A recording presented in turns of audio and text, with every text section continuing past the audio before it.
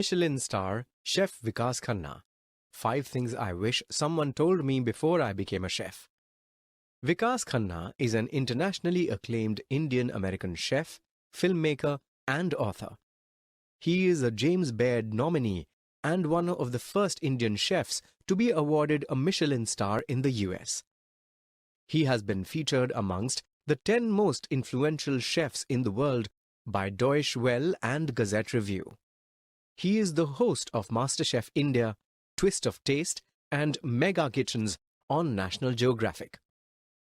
He is the author of 38 award-winning books, including Utsav, World's Most Expensive Cookbook, and the creator of documentary series like Holy Kitchens and Kitchens of Gratitude. He founded the Museum of Kitchen Arts, which is home to thousands of India's unique kitchen tools and equipment, located at his alma mater, WGSHA, Manipal, India.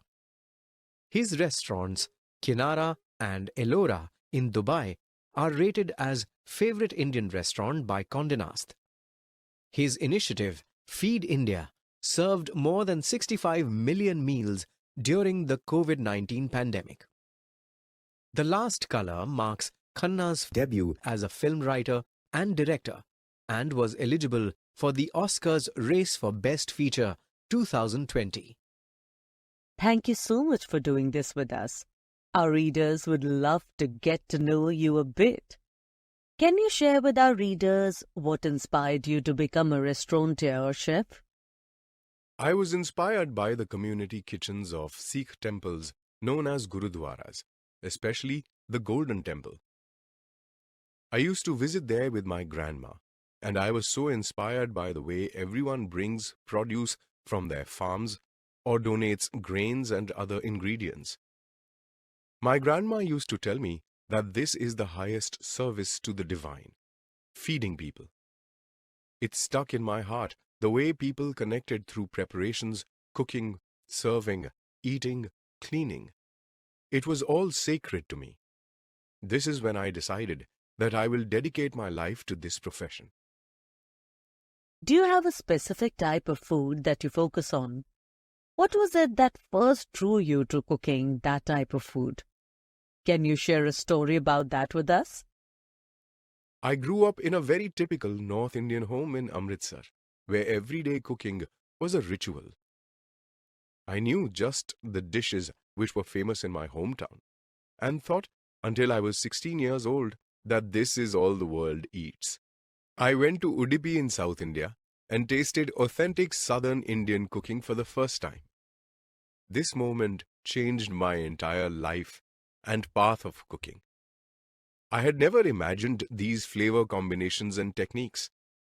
I was blown away, and it became my foundation for understanding and exploring the diversity of Indian regional kitchens. Can you share the funniest or most interesting story that has happened to you since you became a chef? What was the lesson or takeaway you got from that story?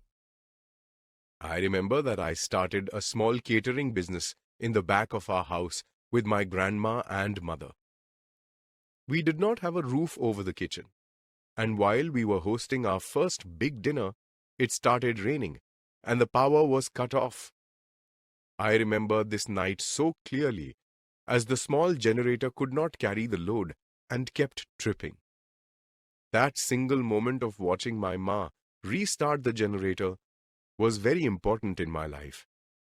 Every time I am passing through a dark phase, I know she will find a way to bring the light back.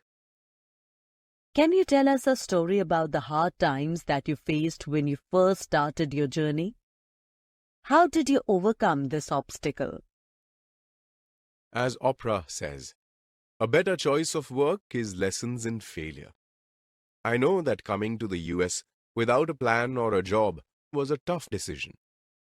Just the initial journey of understanding the difference in culture was hard.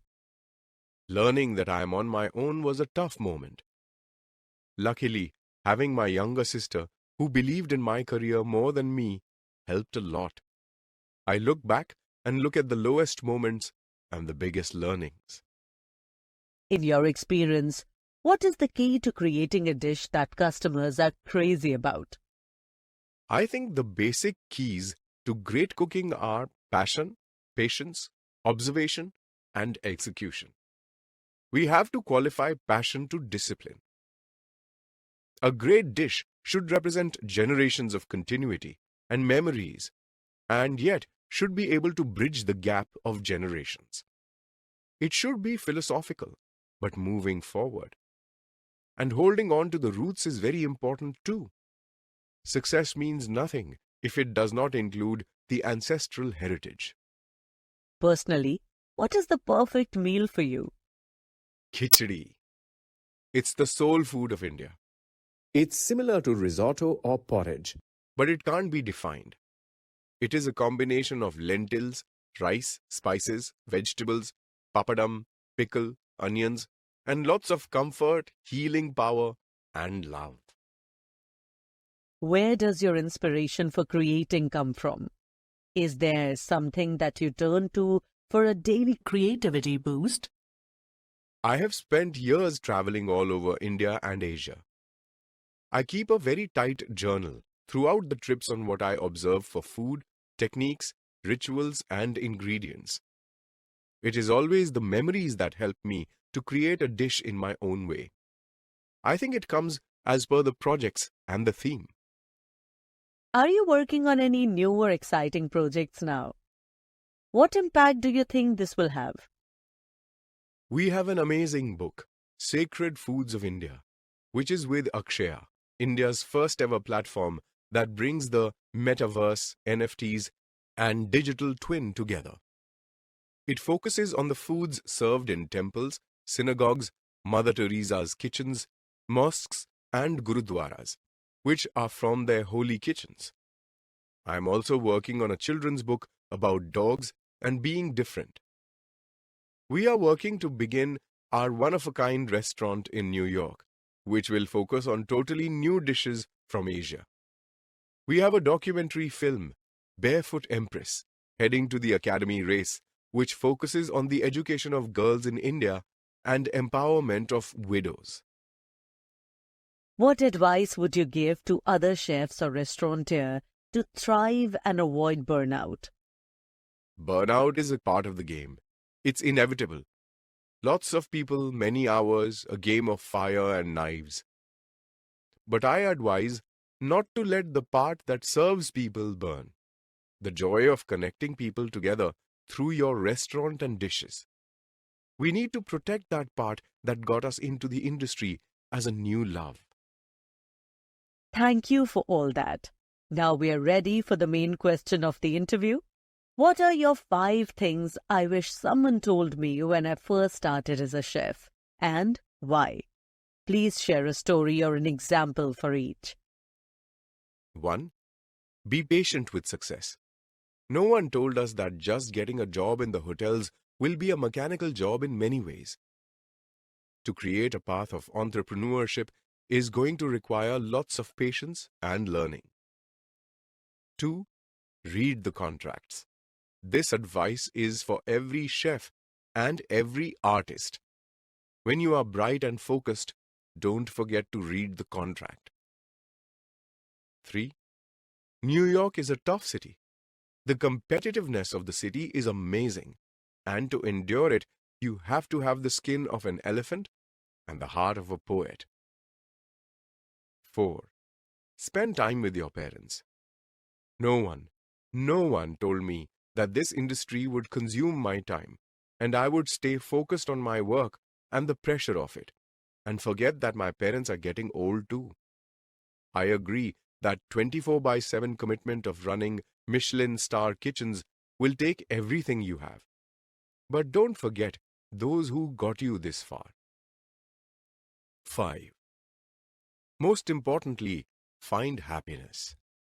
No one told me that I will be so consumed by my kitchens and management work that I will forget to be happy.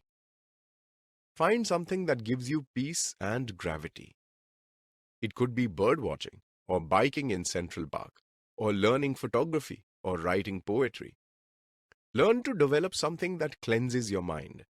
Trust me, It will bring your cooking to the next level too. What's the one dish people have to try if they visit your establishment? In Kinara by Vikas Khanna, we have dried lemon marinated grilled shrimp with French radish salad. It's like a work of art, and the flavors are great. You're a person of enormous influence. If you could inspire a movement that would bring the most amount of good to the most amount of people, what would that be? You never know what your idea can trigger. Since 2011, I have been working tirelessly for 3 missions: empowerment of widows, girls' education, and malnutrition. These are the causes very close to my heart, and I wish I continue to work on them using all my creative mind and influence. We recently went to US Congress to pass a global bill on empowerment of widows, and my films support girls' education and my books support a lot of feeding programs in India. This was very meaningful. Thank you so much, and we wish you only continued success.